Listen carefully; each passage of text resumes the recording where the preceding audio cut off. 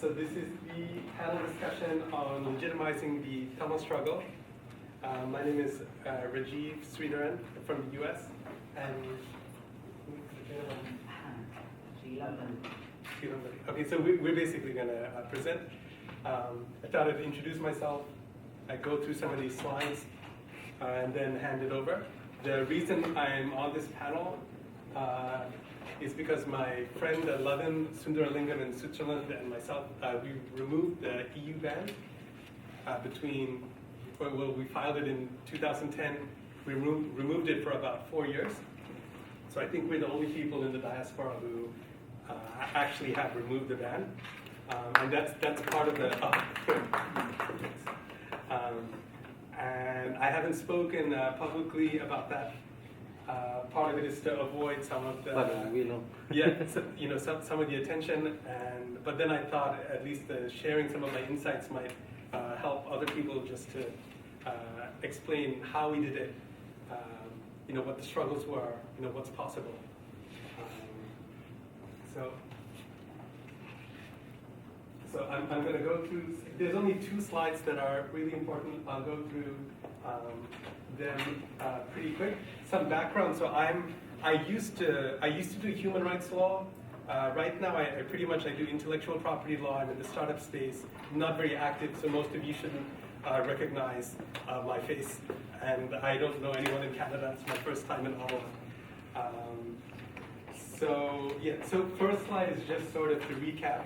Multivigal was our Holocaust, minus Nuremberg. Nuremberg was the tribunal set up after the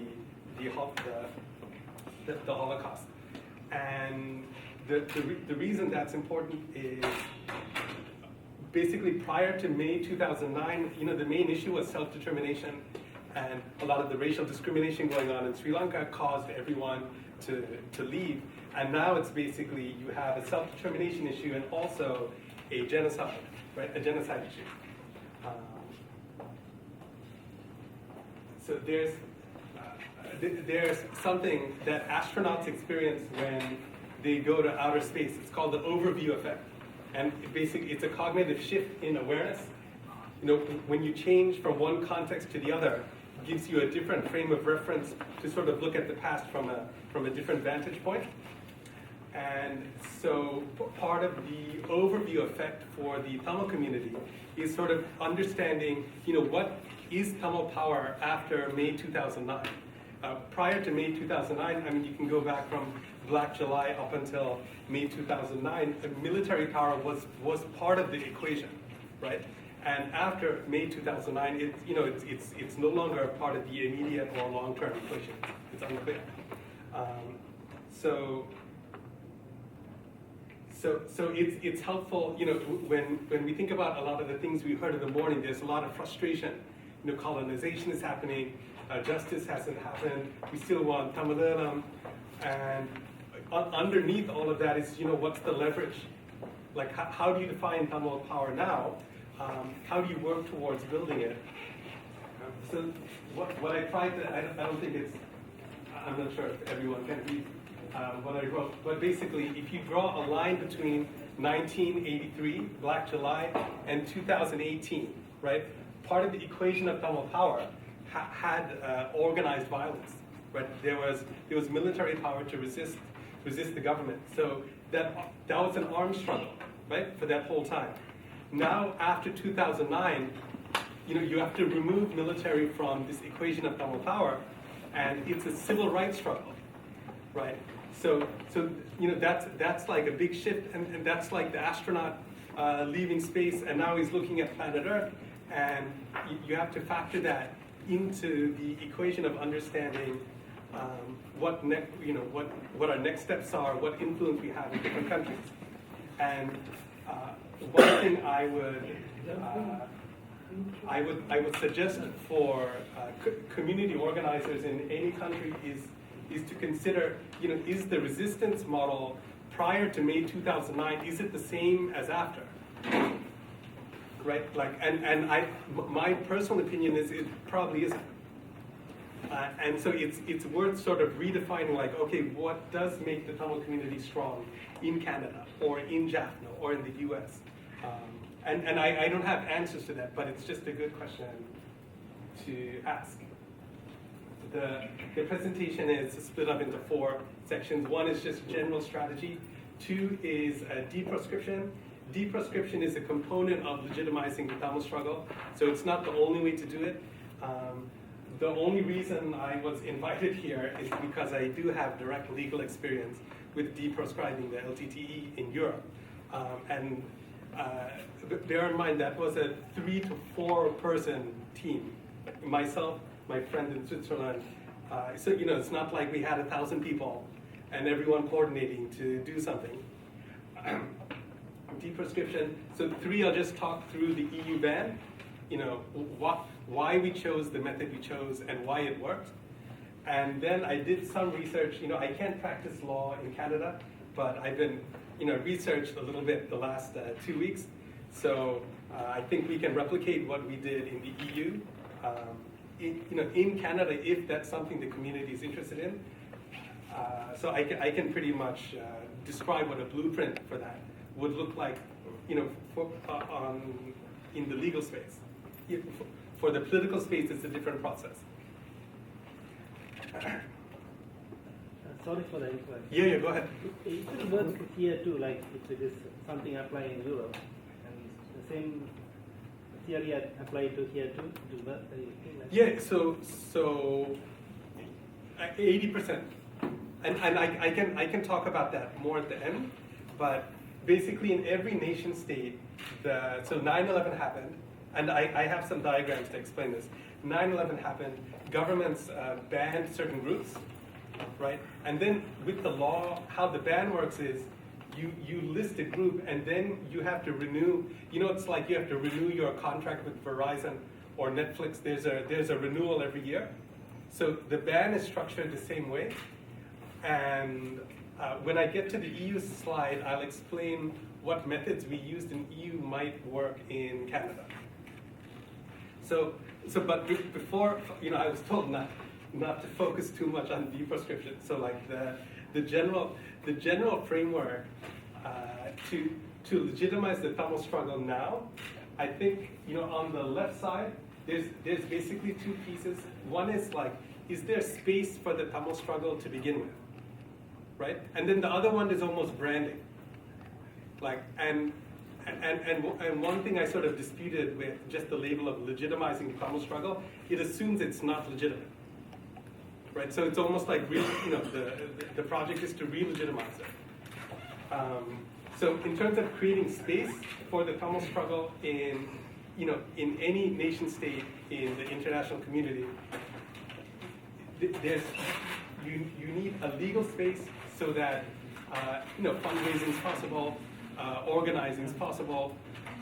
You're not under surveillance. The leaders aren't being incarcerated. Tamils aren't afraid to speak what they think. And so there's a political and legal aspect to creating space, whether that's in Jaffna or if it's in Toronto or Ottawa. So there's space and branding.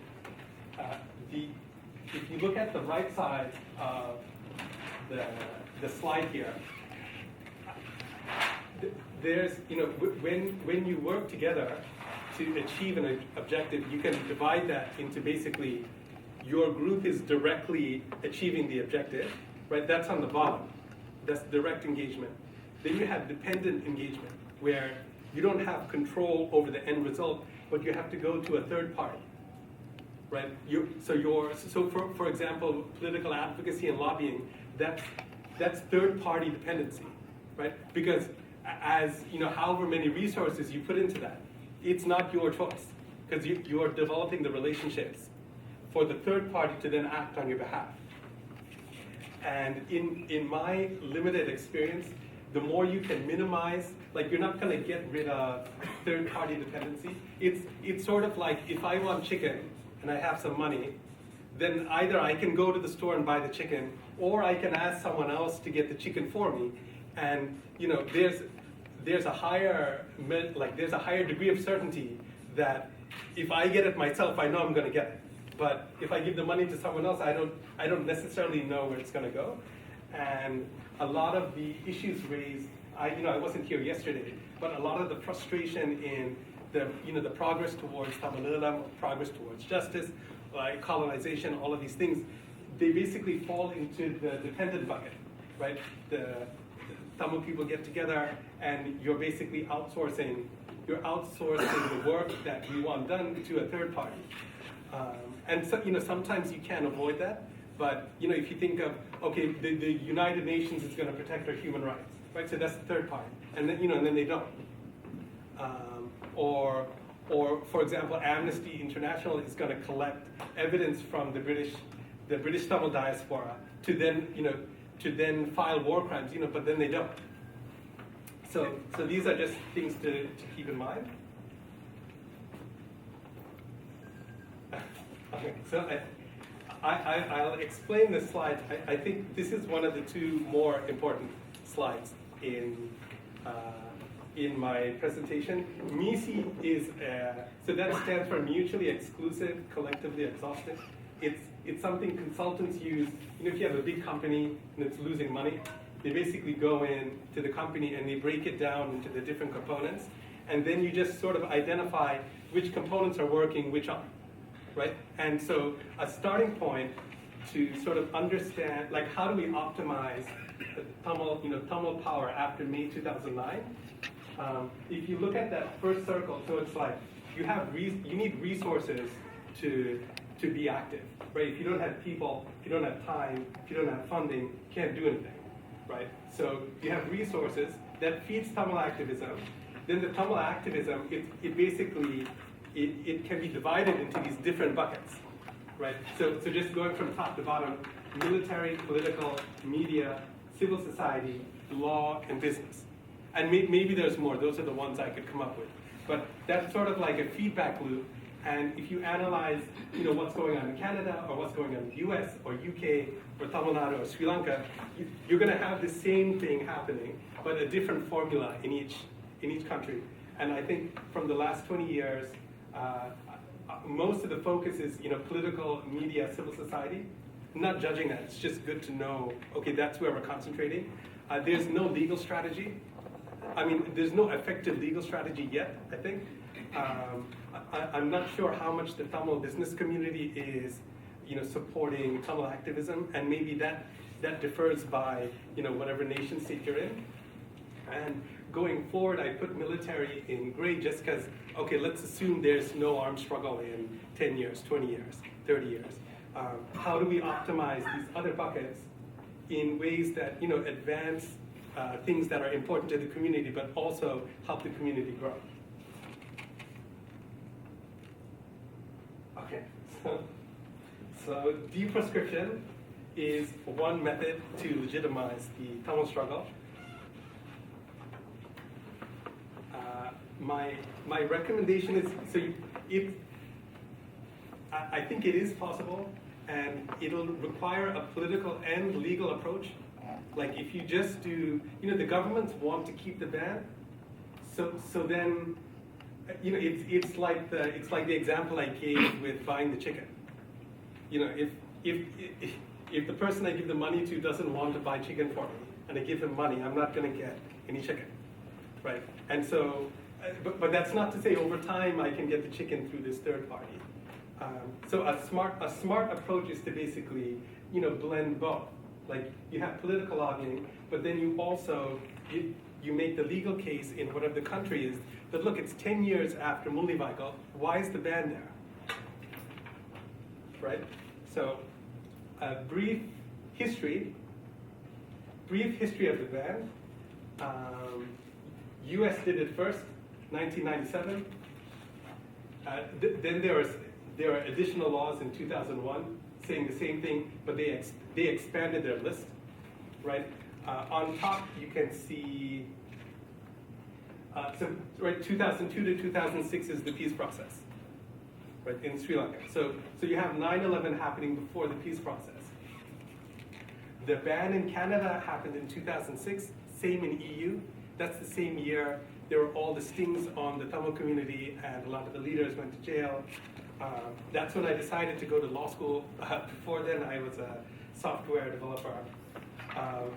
So that was 2006. Then you have Earl War 4, And you go up to May 2009, and here we are. So the impact of the ban now, I think it criminalizes activism unnecessarily. A lot of the organizers were put in jail. The civil war, which is pretty clear, like I don't think there's much dispute over the history. You know, it's Sinhala Only Act and Black July, and you know, it's everyone knows the history. But the West was able to rebrand the Tamil struggle as a terrorist issue after 9/11. I also think without the war on terror, the genocidal level of the violence would not have been possible. So you know, those issues are related. And the ban also impacts asylum seekers, immigration. You know, people get deported because of the ban. Some of the positives, I think, of removing the ban now, I think, well, it will create space for Tamil life in, you know, to return to what it was before Tamil tiger and terrorist were linked together in the media. Yeah. So on this slide, you know, after 9/11, and I don't do much political lobbying, but the terrorism ban made it harder for people to have conversations with, you know, politicians. And so there was a pressure to separate, look, like, okay, the ban is over here and the genocide is over there. And then you just talk about the genocide and then you don't talk about the ban. And so sometimes that can be good strategy, sometimes it's necessary. But I think if you look at the facts, I mean, they're all related. The Sri Lankan government started committing genocide, LTTE is formed. Then, you know, Tamil is related to that. LTTE wanted to create Tamil to stop the genocide. And then 9/11 happened and all of these governments proscribed the LTTE as a terrorist. So like, these are all related issues. Interestingly, they're all legal issues. Like, you can't remove law from each one. Like, genocide that's a legal issue. Self-determination is a legal issue. And even deproscription, ultimately it's a legal, it's a legal status, right? I mean, there's a political process, but it's a legal status. Okay, so it's like, I think everyone's on the same page so far.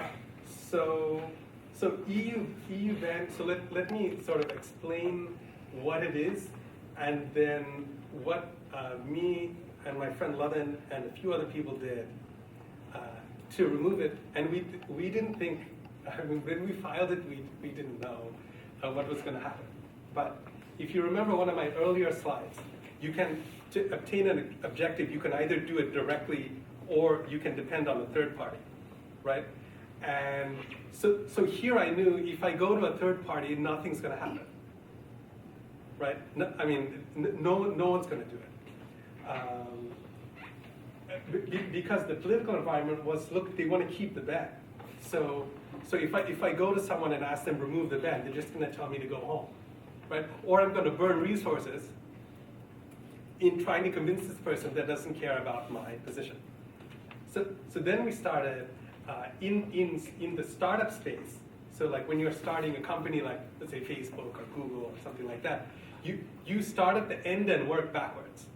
So instead of looking at, okay, the political process started here, let me go forward, you imagine your end result and then work backwards and see what the shortest path is, right? So from there, the legal avenue was pretty straightforward because deproscription is a legal act.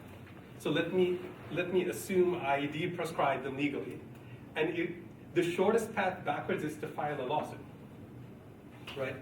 And so then myself and Lovin researched European law. I was in law school then, and we found a law firm in Holland. And basically how the EU ban works is all the countries inside the EU, they have to comply with EU law. So in theory, like if you remove the EU ban, you remove the ban in France, UK, Germany, Holland, Swiss, Denmark, you know, all of these places. So we were looking at like what's the least effort, what's the shortest path and least effort to have the biggest impact, right? Another way would have been, you know, file a suit in France, file a suit in UK, and that would have been expensive and taken more time. So we filed this case, and the lawyers from EU, France, Switzerland, UK, all of them opposed, right? And I've only been a lawyer for 3 years. At that point, I was in my first year in law school, so I knew I'm not better than them, right? They have more experience, and I don't know these laws, but I knew they didn't have any facts, like, and you need facts to renew the ban, right? If there's no LTT attacks, then there's no factual basis to renew the ban. So I knew that. And so the hunch was, if we file this case, they're not going to have evidence to renew the ban. And that's what ended up happening. So we filed in 2011. The EU court de-proscribed the LTT in 2014. And then for about 4 years, there was no EU ban, and then the EU re-proscribed them this year. But it's one of those things, if you don't have the funding and if you don't have the logistics and the team to continue the fight, then it's difficult to keep going. So that's not to say a political approach is wrong. It's just to show, look, it's not a hypothesis. We removed the ban. We removed it. And so it at least shows it is possible to use limited resources and take the same political argument, but just move it in the legal space and see what happens. And so I did some research on, and this goes back to your question. Well, how do we do what we did in EU and Canada, right?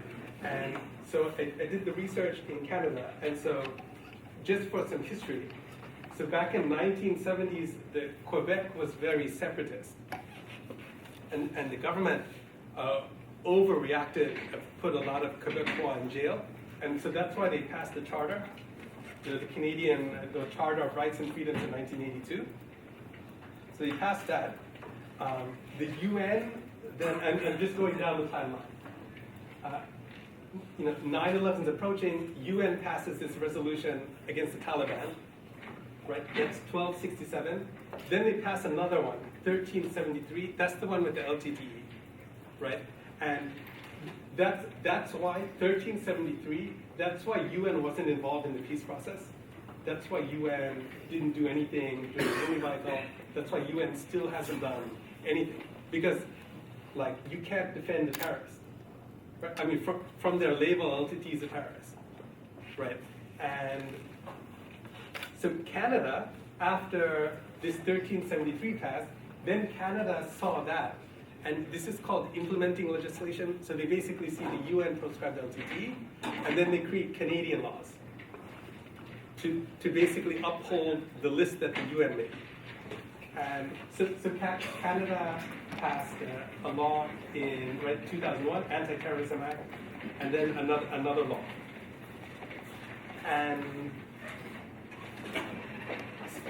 so the list is reviewed every 2 years in Canada, right? So that tells me, I don't know when they renewed it last. I know they don't have any facts. There's no attacks in the last 2 years, or 3 years, or 4 years. So that means, that means the renewal of the LTT ban was probably unlawful, right? And then that creates an irony when you're doing political advocacy to pass a bill to remove an unlawful ban. It shouldn't even be there. And so I'm not saying 100% the ban can be removed. What I am saying is, okay, the governments are quick to list these groups, and they just don't delist. No one has challenged the ban in Canada. Not just any proscribed group. There's no case law. There's a clear procedure to challenge the ban legally, and so just from my experience doing the EU ban, 95% confidence you can start a proceeding. It's a mix of national security and administrative law. And again, I can't practice law in Canada, but it's not that similar from the process in the EU or the US. And so, I mean, it would be interesting to find out what the Canadian government, like how they defend renewing the ban. And so that's something I think can be researched and explored in parallel to political lobbying. I think, I don't think that's not a 5-year struggle. That's like, maybe two months to file it. I already researched 70% of the law. So like, you just need to vet, because you don't want to file and waste money, right? So like, you'd want to get a sense of, okay, once I start this lawsuit, do I have an 80% chance of removing the ban, or is it a 10% chance, and am I going to be fighting this out?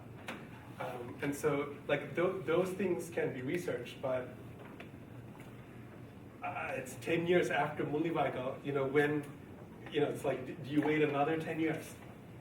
Or do you not even being adversarial with the government, like continue the political lobbying, continue engaging the parliament members, but then say, we think just based on the charter rights, the renewal of the ban was unlawful. Like, we don't understand what you're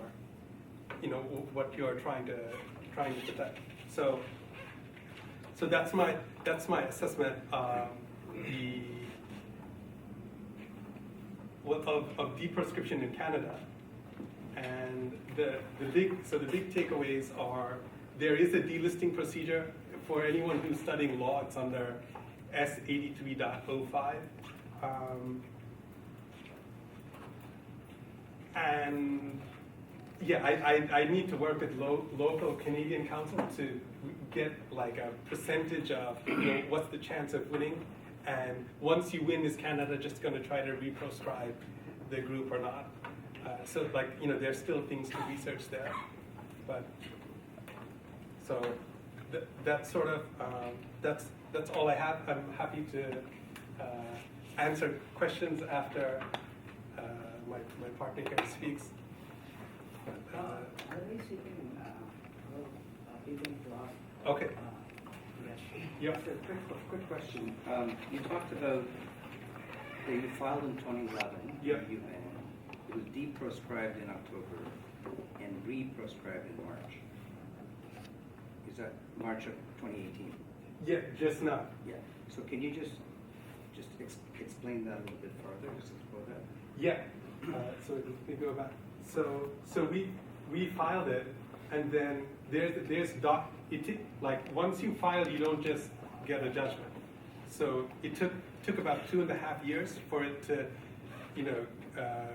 move through the queue.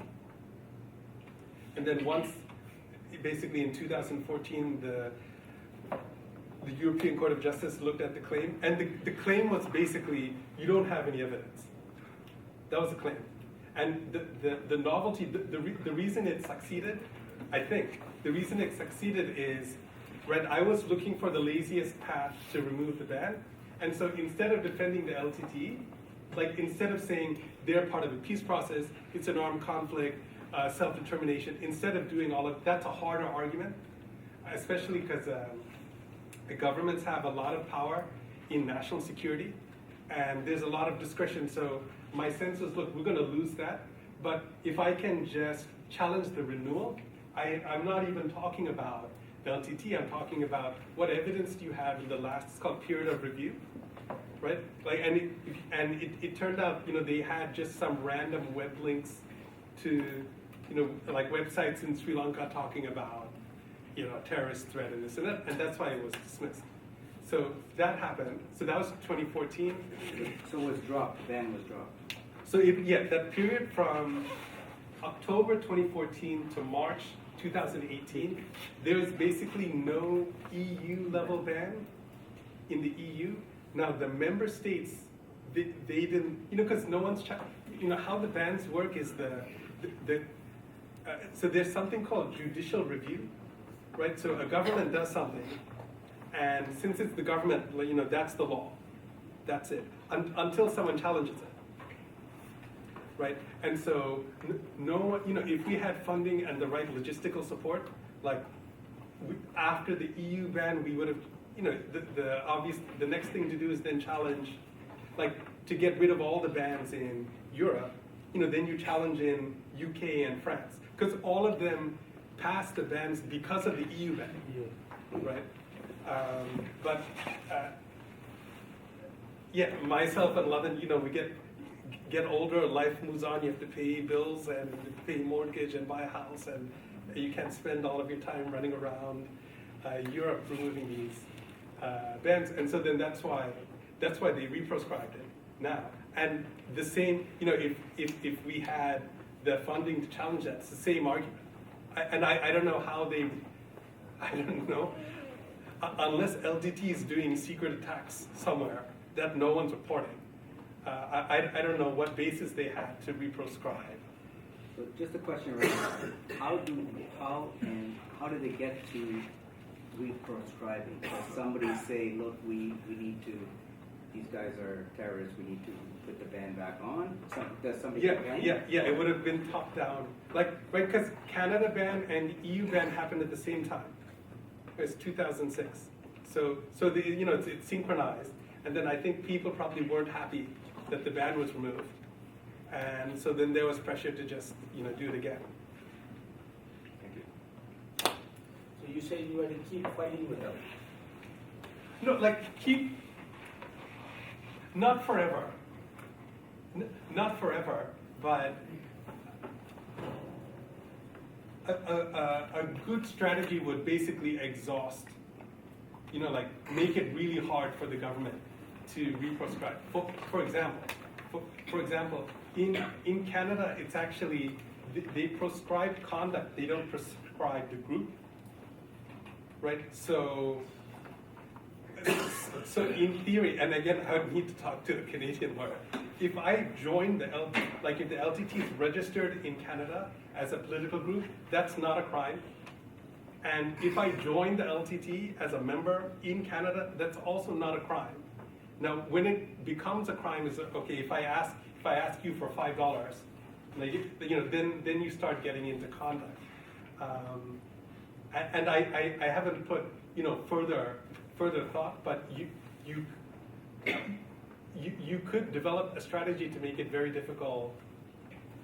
10 years after Mullivaigal, to make it difficult for the government to reproscribe. Because the thing is, whatever the LTT is today, it's different from what it was, in 2006 when the ban happened, right? And there's no military component. So if you remove militancy from the equation, then the ban is just, it's prescribing lawful activity, and there's a lot of racial bias and all of these other things mixed into that. So I haven't developed my line of thought on this further. I do think now it's a civil rights struggle, so some of the focus should be on Jaffna, some of it should also be here, right? And trying to return the Tamil Canadian life to what it was before the war on terror. Yep. If you put all your time as you explained that for outsourcing, if you do the same thing with the outsourcing, let's assume EU removing the ban, how much it costs?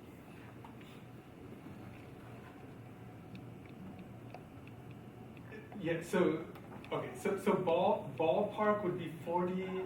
This is over 2 to 3 years, right? But EU was around 40K. 40K, but the thing is, you can't. Euro or Canadian? I'd have to ask a lot of. Yeah, I'm not. Not Canadian. Yeah, it would have been. Yeah, it would have been EU.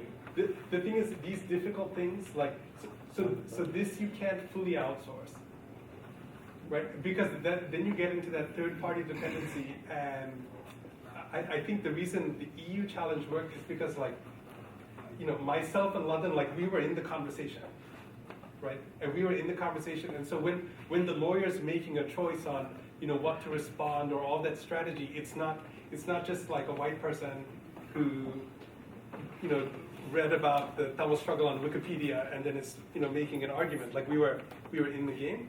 And so I think like outsourcing and putting some like Tamil students or Tamil people who are interested in that sort of project will reduce cost, and then that also builds the community. Like I'm a better lawyer. I'm here now because I was given that opportunity.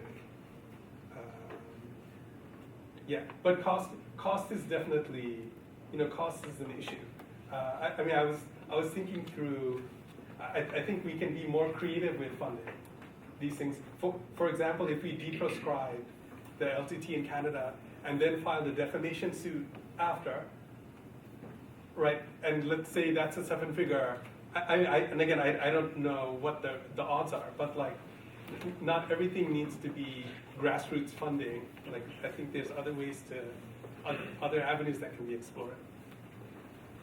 During that time, 2014 to 18, if we file case in like UK, France, or Germany in that place, and then if we make it permanently, that will avoid the. Yeah, I mean, so again, I need to like research more, but so basically, right, the argument is after May 2009, there's no military activity, right? So, and in law, they call this like fundamental change of circumstances, right? Like some of the other terror groups like ISIS or Al-Qaeda, it's hard to see, what they were before and after. But here, like clearly the war ended and there's no military component. And so then there's a bunch of rights that flow from constitutional societies, like Canada, freedom of speech, freedom of association, freedom of assembly, like these things. And so in that gap, one approach might have been just like register the LTT as a political group in UK, right? And now that entity has the rights that flow from British, like it's not a foreign group, it's a political non-violent group in UK or in France. And now you can imagine when the government's trying to ban that group again, like that's hard, because now like that LTT is no different than McDonald's or no different than a political group, trying to get votes to get into office. I don't know whether you heard of something last month in Ontario Parliament on MPP. He spoke about this matter. That time he consulted the lawyers before he. Oh, good. So I think there is a loophole here too. You can do. Yeah, yeah. So I think a lot of this is timing. So this can work. It's 10 years, almost 10 years since Mulivaiko. So this can work now. It probably wouldn't have, like, if we filed the EU ban earlier, I don't know if we would have, same argument, everything's the same, it's just earlier. I don't know if it would have come up positive.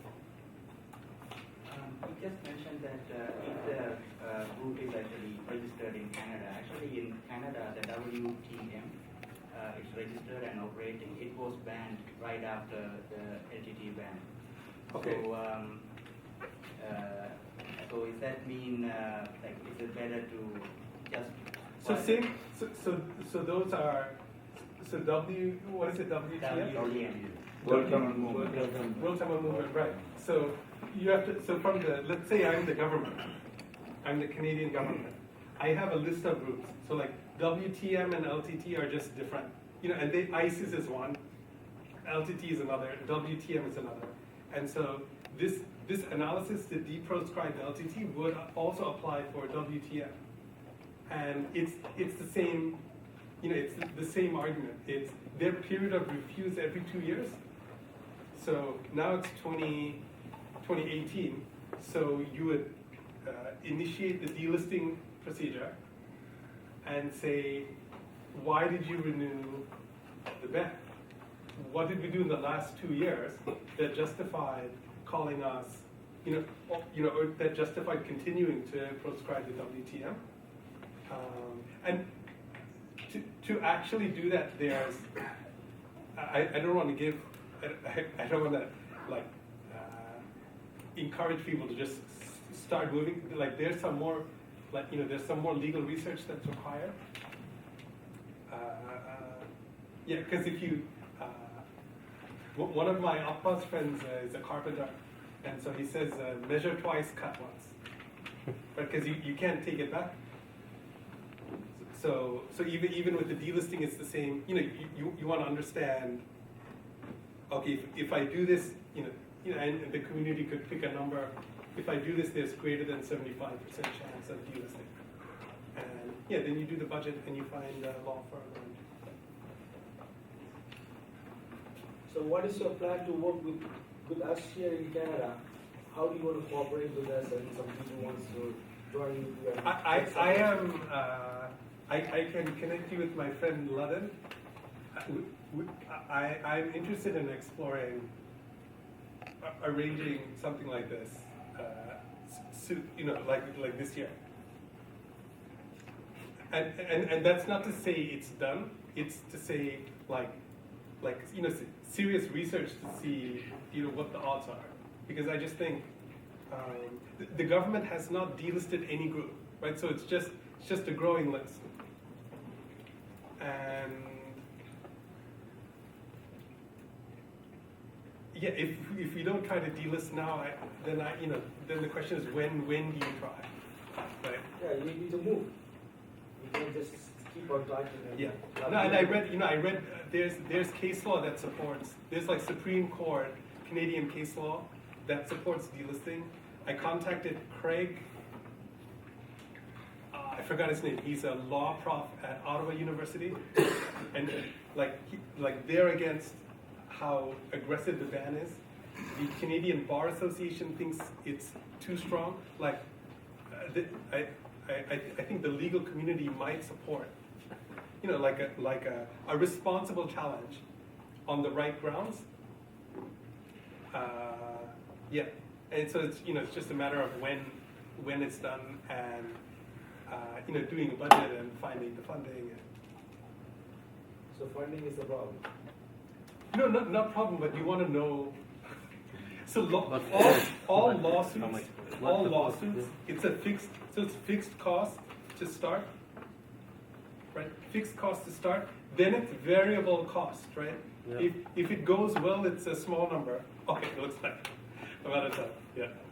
One last question: is there any disadvantage in removing the ban 4 times?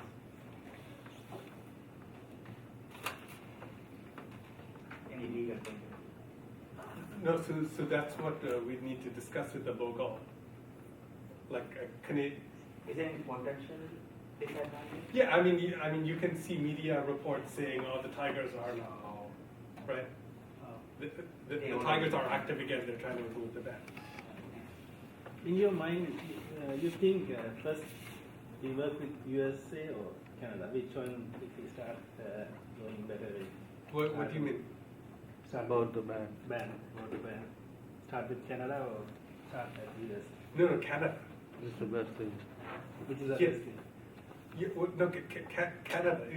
US is hard. Yeah. So I've taken way too much. Yeah, thank you. Thank you. Way too much time.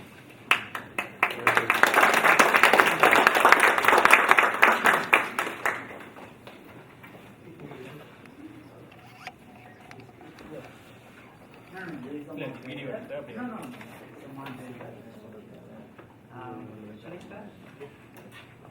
Thank you, Rajeeve. First of all, I'd like to extend my heartfelt thanks to my dear friends, Mr. Shan and Mr. Sati. It's continuously send mails to invite me here to speak on this topic. But in the initial stage, I have denied the offer because it is not my subject. It is a legal subject. I am a criminologist, so luckily I got my friend Rajeeve. we have a gentleman agreement that you go ahead with all this legal perspective and other things. In a later stage, I can try to throw some light in kind of a political perspective, and especially in an Indian context. Because India is the first country to proscribe LTTE as a terrorist organization.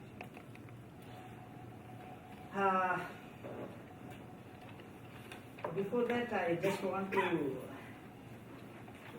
mention some of the suggestions by the organizing committee and the academic committee. By sending some mails saying that within this academic conference setting, we should not give the impression that political action of seeking tea proscription is dominating the discourse, thereby leading to diminishing the merit of the conference itself as an aspect of the wider struggle. So I don't want to make a controversial kind of thing, but I want to have a discussion kind of thing, because I have the honor of so many privileged guests here, like Father Anton and Father Professor, who are pioneers as well as stalwarts in the political struggle and movements. So they can give a better perspective. Anyway, it is my responsibility to give you a better perspective how I am approaching this issue. And finally, they have given me a topic as a ways of gaining legitimacy for the Tamil struggle and working towards justice and peace. Surprisingly, I want to mention that this is the second conference. When I went to that link in the first conference, which is in this same premises, they made two important resolutions. I read it as this. We are a nation of Tamil people. Our homeland is Tamil Elam, and we have the inalienable right to self-determination, and we have equal rights as any other individuals and nations. And the second one is our national liberation movement, which finds justification and legitimacy under the international law to take up arms in defense of the Tamil people in distress and their national aspirations, and that this national liberation movement is the liberation tigers of Tamil Elam, which is also a political voice of Tamil nation. And they also resolve to appeal to all nations in the world to recognize the Tamil people's right to self-determination and to accept the LTTE as the sole representative of Tamil nation, and those countries that provide military training to Sri Lanka for Sri Lankan forces and trade arms with Sri Lanka to stop all such assistance in the interest of facilitating a speedy resolution of the singular Tamil national conflict. What I am mentioning is the subject of proscription and de-proscription is not an untouchable one.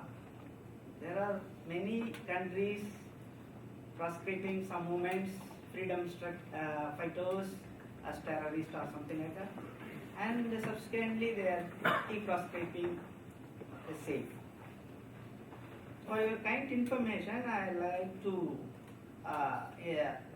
give you some kind of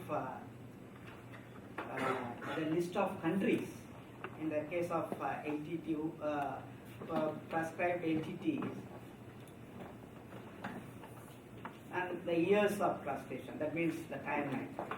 The first country in this list is India, It has proscribed LTTE after the assassination of then ex-Prime Minister Rajiv Gandhi in the month of May 1st in 1992. Then the next country is United States of America. It is in 1997. Interestingly, Sri Lanka has prescribed, even though it has its own law to deal with this freedom struggle and those freedom fighters. Actually, it has prescribed in 18 October 1998. Then it followed by a United Kingdom in the year 2001. Canada prescribed only by 2006, and the European Union followed in the next month, that means in May. What is interestingly I can bring to your knowledge and for our discussion is the same country, Sri Lanka, has de-prescribed LTTE in the year 2002. The reason and the people are including for my information to my friend Rajeeve. People are thinking that proscriptions and other kind of things only started off when September 11 US attack, but that is not the story. Way behind in 1995 itself,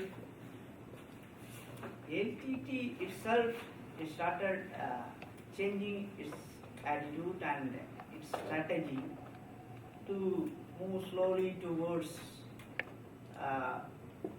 gaining support from European Union and UK and Western countries to consider the movement as a freedom struggle, and LTTE is not a terrorist group.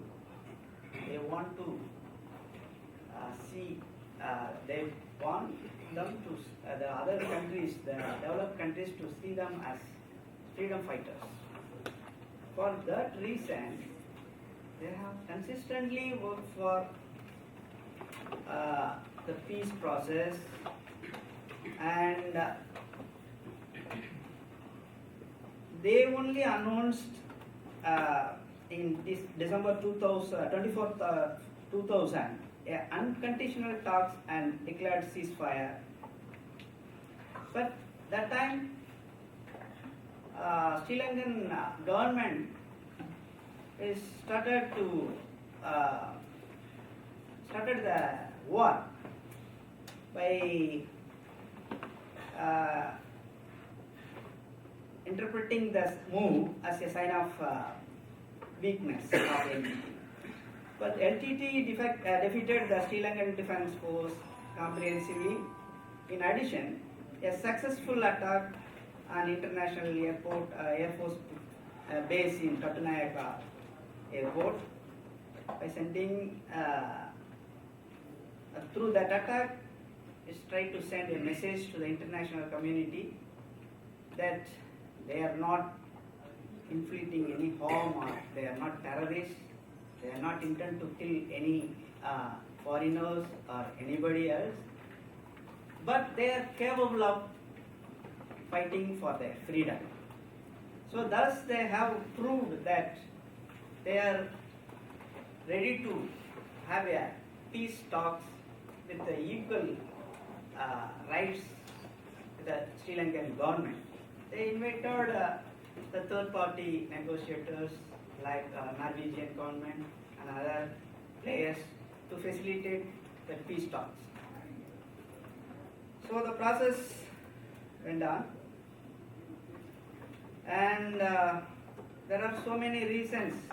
I just want to mention two reasons which disturbed those peace process when LTTE took a stand that now somehow we achieved to maintain a parallel state and we can show a model government how Tamil Eelam will be administered in the future things. It's the right model, and we Tamil people, the other side, we very much impressed by their move and we followed how we are used to say that, see how they are administrating, how they are setting up all the departments for each and everything. Even though they are under constant threat of attacks from the government forces. Finally, when there was a donor meeting in US, New York, the LTTE was not invited to as a participant in that meeting. It is considered by the LTTE that it is a kind of an injustice for their movement. They are not allowed to attend in that meeting. So they protest against that. And that is the first blow on the peace process. And following that, there was a tsunami in 2004 December. And the post-tsunami development activities are started. The foreign countries like Japan and other countries have started to fund to Sri Lanka. But some Buddhist organization filed a case that LTTE should not be considered as equal to a state, and the fund which is provided to government of Sri Lanka should not be shared with any unrecognized movements or terrorist group to handle the funds. It's the second blow for the peace process. But still, the LTTE involved in more rehabilitation projects after tsunami, even with the collaboration with the defense forces of Sri Lanka. That's another story. Then, in the final stage of the war, to my understanding, more or less, we never see the LTTs so in the real strategies, and they are not fighting back. They are always tried, somehow we have to maintain that peace process, and they are looking for the interference of international community to stop the war. And they are always tried to be shown to the international community they are not away from the people's interest. They want to mingle with the people. They are fighting for the Tamil nationhood. So they want to try to show the international community that they are part of the war. The people are the war is for the people. But on the other side, the Sri Lankan government used all the negative things by investing a lot of money and involving so many experts in international level and influencing more governments by naming the LTTE as a terrorist organization, and they are conducting a war against terrorism. So unfortunately, most of the international community buy that story, and the rest of the things all you know. What I want to say is, it is going to be more than 25 years that India has started to proscribe the LTTE. So in this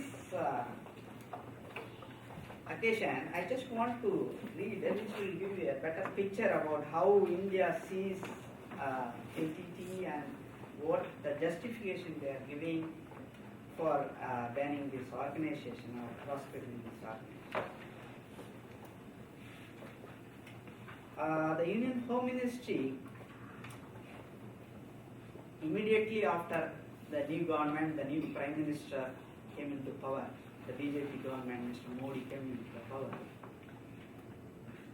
all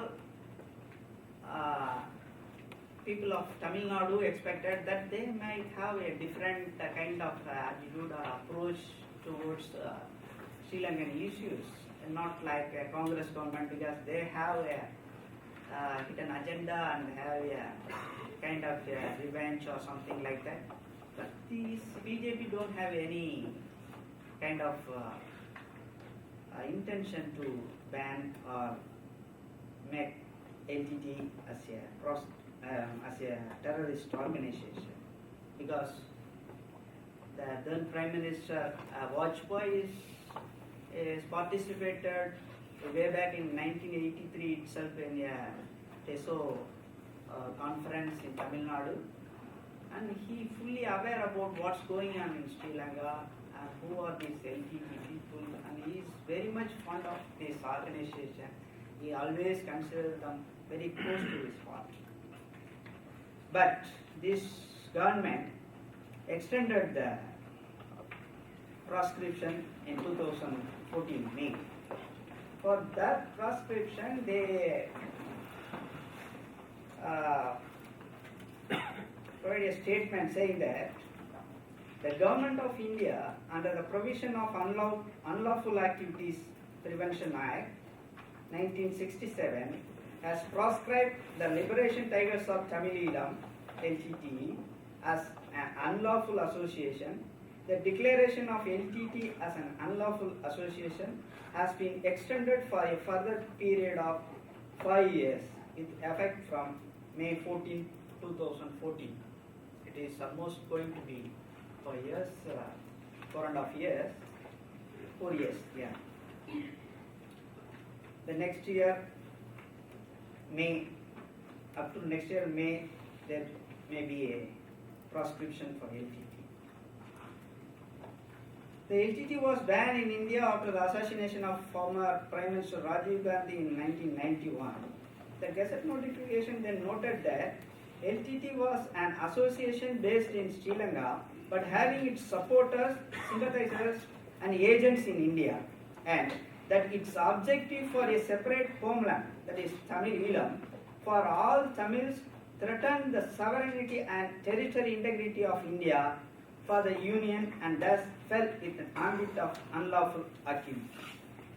I think people can understand how this organization, which was banned from year 1992, have any evidence that they are involved in any kind of terrorist activities in the land of India? No. But I am trying to explain you how they are considering and constructing a story to ban LTTE by extending this statement. The notification also mentioned that the diaspora continued to spread through articles in the internet portals anti-India feeling amongst the Sri Lankan Tamils by holding the top Indian political leaders and bureaucrats responsible for the defeat of the LTTE. Such propaganda through internet, which remains continued, is likely to impact VVIP security adversely in India. I think now you understand what's going on in India. And we, the people of Tamil Nadu, really helpless. Like the Tamil people who are living in Canada, we are dependent on central government. So they have a different attitude and they have a different agenda. different foreign policy. So some strategy should be framed to influence the Indian government to change their attitude, to change their approach towards the Sri Lankan issue. Because why I am saying is, the same India is provided all the training and funding and the armed support to the same organization like LTTE in the initial period. So can we call India as a terrorist state? Like they are calling Pakistan as terrorists because they are supporting terrorism like that. Kind of change of attitude. I have a strong feeling that in future definitely we can change the minds of the policy makers and we can change the history. Thank you very much. So I have a question. So what are you guys doing for that to make this happen? I'm sorry? What you guys are doing in India to take the ban of LTT? Yeah, we actually so far we never addressed, we never consider this thing. It is we always consider it is Delhi issue or central government issue. That's your issue. That's what I'm not saying that. Really, I in my answer to the question, I already admitted that we are helpless or something like that. Because You cannot say that you are helpless, because if there is a way, you can find it. Let's, yes, the way we are always. trying. let's talk about finding a way to do it. Yes, instead yes, of we are in the telling- process. We are setting up the advocacy network. So, the way this question arises means we are living in a state which is considered as, you can understand that now there are so many protests going on in and around Tamil Nadu for so many these causes. That means Kaveri issues, Starlight issues, and methane issue, hydrocarbon issues, so many things. We are trying to save our state itself from the aggressive kind of policy of the central government who is not considering our rights. We are in the same situation now like how you were in Sri Lanka. Now we are trying to defend ourselves from the aggressiveness of the North Indian people. That is our situation. That's what I am trying to say, that we are helpless or something like that. That is not meaning that we are not doing anything. Now people are understand that how the central government is approaches. And now we have changed our things. But what we people are doing is, we decided to not to deal with the state players or political things or something like that. Somehow we have to build a kind of a lobbying group which can consistently work to make the policy maker understand, who are sitting in the capital in Those Delhi. people are not going to do anything for us. I'm sorry? They're not going to do anything for us. Who? Those people who are sitting in the policy. No, that is a different thing, whether they are not going to do or not. But we have to make them understand what is this. If you are going to the Delhi, that like Colombo, they don't see what is actually the Sri Lankan issues or something like that. I know so many friends, North Indian friends, but they are saying, see, that is another country's issue. Why you are involving in that thing? Are you belonging to India, or how you are supporting Sri Lankan Tamils or something like that? They don't understand what kind of relationships and what kind of, say, before independence, we never thought you are belongs to a different country or something. We always thought one in linguistic as well as in ethnic base. Yeah, I have a question. Let's forget about what is happening in the past. All right. Move forward. Move forward is the one. From today, what we can do. Yes. Why do we need to lift the ban? Yes. Right? That's a question everyone on mind, right? Yes. Yes. Why? Like some people may scared about Yeah. why are you talking about it? There's no LTT. Yeah. But if you talk about LTT, did the LTT ask you to lift Yeah, the ban? yeah, you made an Right. important point. Yeah, let me finish it first. Yeah. Did the LTT ask you to ban? There's no LTT. Even the politician might think, Yeah. or anybody might think, okay, why these people are coming and asking you to lift the ban? Is there somebody working behind you? No, there's no LTT. Yeah. So we had to find a question and answers. So what is the benefit? Yes. What is the causes and benefits? Yeah. Having a ban affecting us?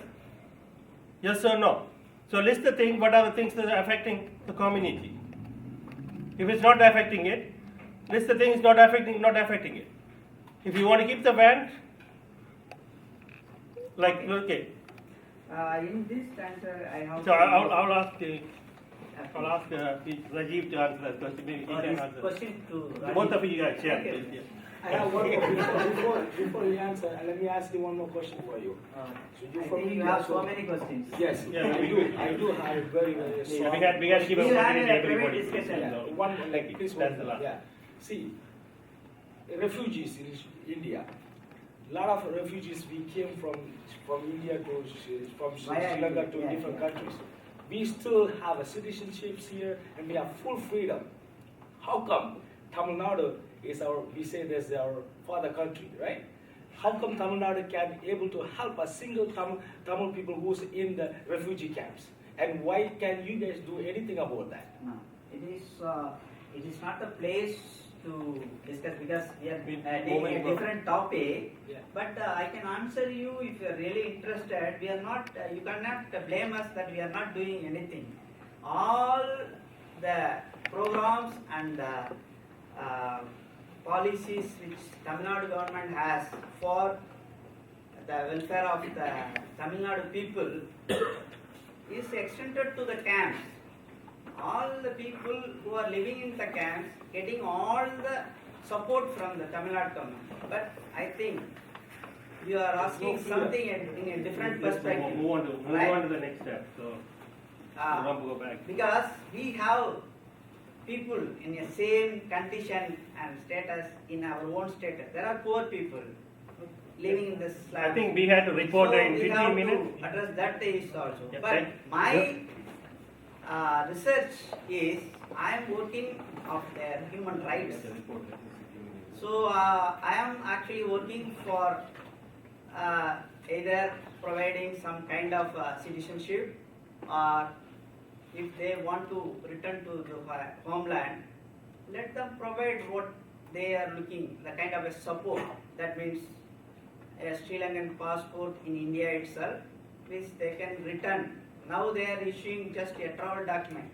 Once they have returned to Sri Lanka, they cannot come back. Again, they have to apply for an internal passport and again they avail Sri Lankan visa like that. But we are considering in a different strategy. I think we'll discuss in it. Yeah, we can. Some of the question we can discuss after Yeah. meeting. Maybe in 15 But minutes. we are working, Yeah. we are different, we are working. In 15 minutes, we can report it back. Yeah. What we have discussed, what we can move forward Yes. in our discussion. Please. So I can ask Rajeev to answer some of my question, or some other people have a constructive question. Yeah, Yeah. I think the first question was,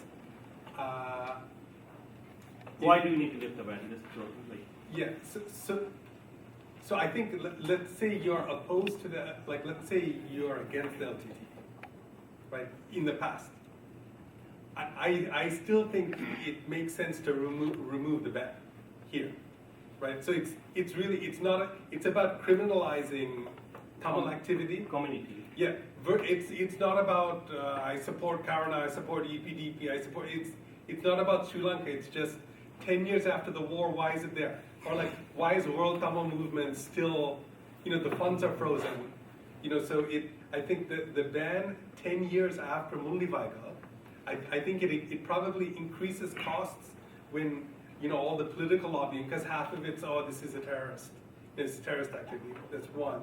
Two, it has impacted deportation, asylum, immigration. And three, just all the activity around Tamilalam and self-determination and the community gathering around that, it has this criminal shadow over it. And Yeah, so I think you might see a butterfly effect.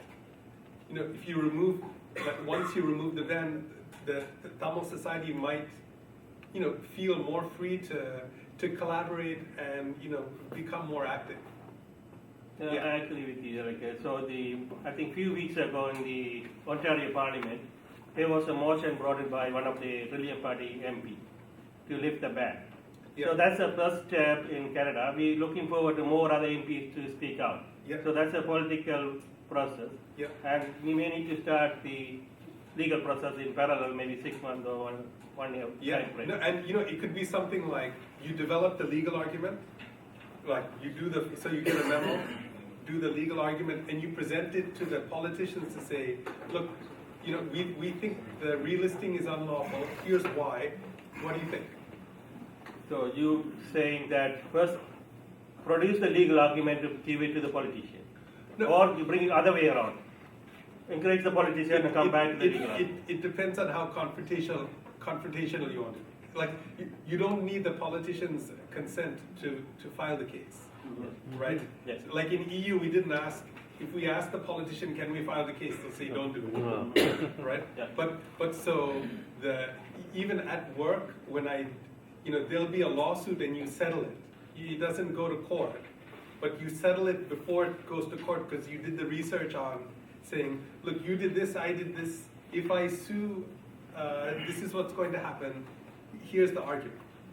And so one example would be working with a Canadian law firm to produce a 3 to 4 page memo saying, you know, this is the ban and this is why we think it should not have been renewed, right? And we're willing to file a case, right? And so then at that point you have more options, right? And at that point the politician might also see the advocacy around delisting differently, because it's not propaganda. It's not, you know, I support the Tigers. It's about, look, we think this ban violates Canadian law. Yeah, thank you. So maybe some other people have asked questions. Yeah. I wanted to ask, you touched on this earlier briefly about the. So as you said, there's a legal component to the ban in the EU, for example, but then there's also the political component, right?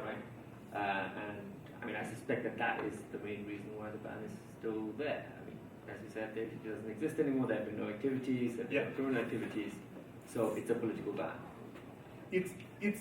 It's a political. The ban is a legal status. Yeah. Right? Because the group is a terrorist group or it's not. And then that legal status then drives the criminal prosecutions and all of that. Yeah. The process to get on the list is political. Yeah. Right? That's one. And then two, it creates this, they call it catch-22. Even when we filed the EU ban, the case, because you had to say we represent the LTTE. Right? So there's the ban. And so actually, one of the complexities is like that first step in filing, because it's a crime to be LTT, but you need to be LTT to file the ban, right? And then you work with the lawyers to like basically find a way around that. So what was the reason behind re-proscribing it this year? I think they didn't like we deproscribed. Yeah. So. And I haven't looked into. Yeah. I haven't looked into how they defended the re-proscription. And I think, I don't know, my sense is just that if they don't want to deprescribe it, and prescription or deprescription is not necessarily based on methods, right? I mean, you know, they are supporting groups that would be considered terrorist groups by any other methodology, but there is the demands or the. It could be like, I can't guarantee the legal battle will 100% get rid of the ban. I do know the legal approach gives you more traction. Yeah.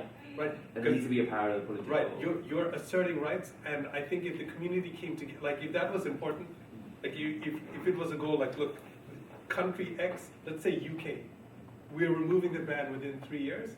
then I think you can figure out a legal strategy now. I wouldn't have done like in 2006, 2007, and then all of us end up in jail, right? So, the timing matters. But then, like I take my inspiration from the civil rights movement in the U.S. Like, when they had segregation, there were all these lawsuits to challenge the segregation until it was overturned. And so, yeah, if you get a few people together, I think we could develop a strategy with a budget to be like, look, these one or two cases, if we win, probably we permanently deproscribe the group. If the government just reproscribes each time, after the third time we say. I would like to bring on, because we are talking only of the deproscribing or delisting this one.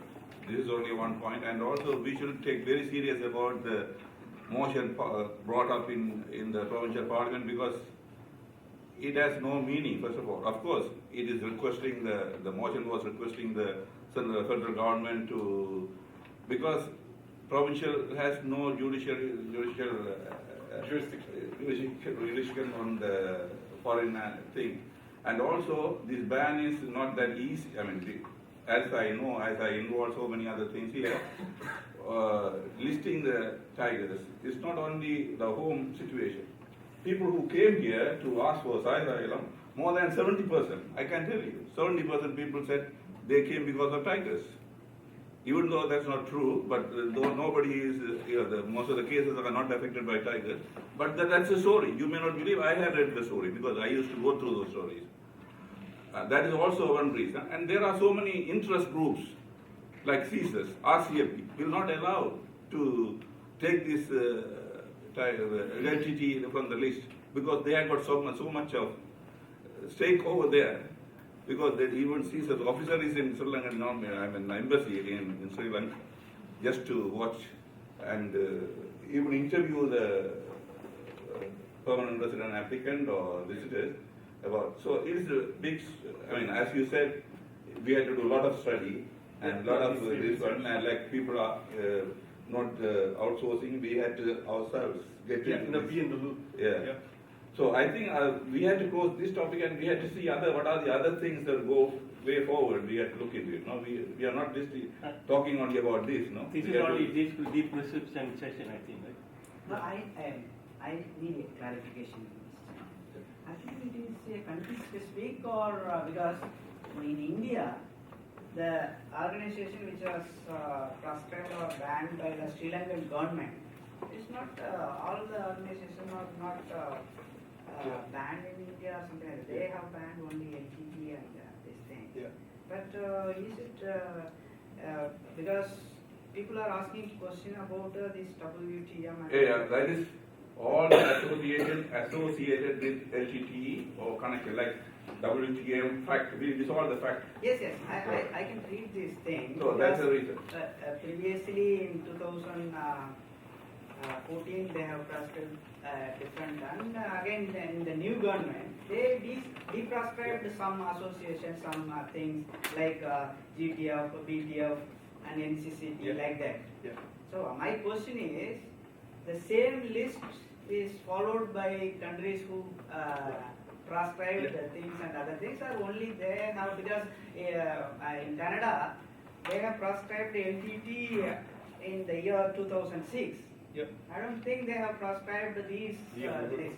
So I think, so generally this panel, it's gone towards deproscription. It started with generally how do you legitimize the struggle, but then it's difficult to talk about that and not talk about the ban, right? So the panel generally is about legitimizing the struggle now.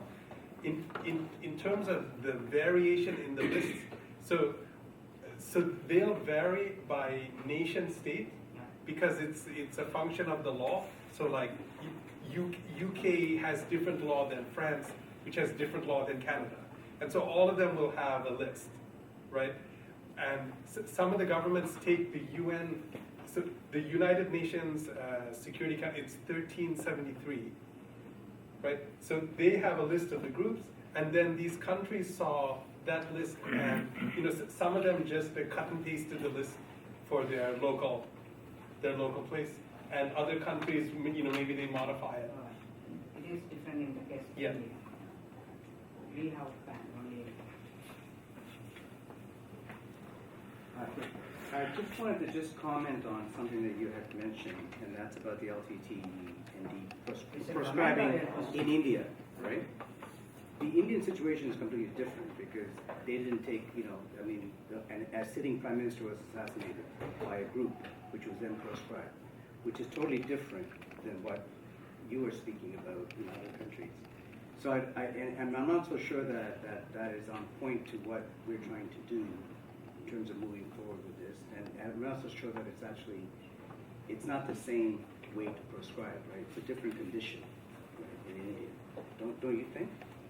I don't think because the Sri Lanka can change their list. They are the people who have to prescribe things and friend the activities of the thing. What we are doing with because the organization is not doing anything in India. They are not involved in terrorist activities. No, they're not, but they were. I mean, they took out a sitting prime minister. That's a whole different. No, it is not. He is not a sitting That's prime taken by minister. Subramanian Army. That's done by Subramanian Army and It Chandra is Army. kind of. Those are the two people killed. You are talking about Rajeeve Gandhi? Sorry? Subramanian Swamy. No, Subramanian Army and Chandra Army. Rajeev Those Gandhi. are the two Rajeeve people Gandhi killed. was not a sitting prime minister at the time. No, he is not, but he is going to be a sitting president. Prime Minister. Just want to clarify. Thank you, He thank is you. Killed by the- Chandra Army and Subramanian Army. These are the two people. And tell them to do What's the the comment or why? the Is it council, your question? what do they call? They have a Jain commission. Jain commission. Get them to finish up the Jain commission properly and then tell them to come blame who killed Rajiv Gandhi. Okay, thank you. Sorry. Yeah. This is the truth. If the question now is how do we legitimize our struggle? One is to establish and to present to various countries, political authorities, that this is a genocide, and by law, international law, we are therefore entitled to serve our own nationhood. The other thing is, to take up another line, we never lost our sovereignty to the Sinhalese, to the other, whether by consent or conquest. So they're usurping our power, our sovereignty. So that way can be perceived. Yeah. And I'd also add, initiate genocide litigation in a specific country. Yeah.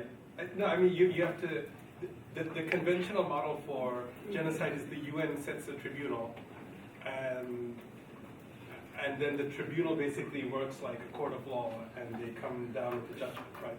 Like Professor Boyle talked about that with Srebrenica, had that with Rwanda, a few other places. And so the question is, if the UN is not doing that for us, does that mean there's no court of law available? And an alternative model would be, so an alternative model would be, there are certain countries that have universal jurisdiction in Europe, which means the crime happens abroad, but the crime is really bad, so they let you bring it in their court to basically complement the advocacy around genocide. Analyzing the feasibility of bringing one, not from 1983 to now, like January to May 2009, one case, one country, doing a sort of scope assessment of what's the cost, and now the difficulty will be getting the evidence. Like it's hard to reconstruct, the specific acts. Yeah, so I would add that. I think. I had one point on this. Please. So you said that Tamil, Indian sphere, that Tamils might divide India. So that, say in West Bengal and Bangladesh, we are speaking the same language like the Bangladesh and the West Bengal people, Bengali. But is Bangladesh influence them to divide India? No, right? So same way, even if Tamil Islam is there, it might be a neighboring country and a relationship with India, right? See, Why they- there are a lot of historical things are there. How the country named Bangladesh is formed or do you know that? Yeah. India played a vital role in making a new country. We people, LTTE and we Tamil people expected the same story will repeat in Sri Lanka's case. That the India will interfere and will get the same kind of solution to the Sri Lankan issue. What happened? But it is all about the interests of the central government of India. We have to make them understand what is the real thing. But I don't see that Tamil Nadu is going to separate from India, something like that. But we will defend ourselves for our rights and things. Because we are, more or less, we are enjoying more rights when compared to Sri Lanka, Sinhalese. Oh, you guys have a Tamil. freedom. Yeah, we are not like that. Yeah, that is the thing. So I cannot compare it. But I am just comparing the situation. How the people are making policies and other things like that. So my strong opinion is, if Sri Lanka can proscribe and deproscribe lists according to their whims and fancies, what's wrong with the Indian government? Why they are not making it? That is my thing. Because I just want to quote the ex-foreign minister of Sri Lanka, Mr. Mangala Samaravira, while deproscribing some of the groups, making a statement says that reviewing this list of individuals and entities is an important exercise at this juncture when the government of President Sirisena is seriously committed to expediting the reconciliation process. The initial proscription by the Rajapaksa government was done in haste and was not subject to a rigorous process of assessment and verification, the minister pointed out. It was done to build up hysteria about LTTE regrouping. There was hardly any tangible evidence to link them to the LTTE. Some of those sought had died. This is the statement made by the ex-foreign minister. All are political things. You can make influence on the ruling. They playing games. Make changes. That is my strong thing. And I'm also assured that we have a strong conviction that somehow we managed to delist or deproscribe LTTE from the Indians. We will continue our effort. Thank you. Thank you. Thank you.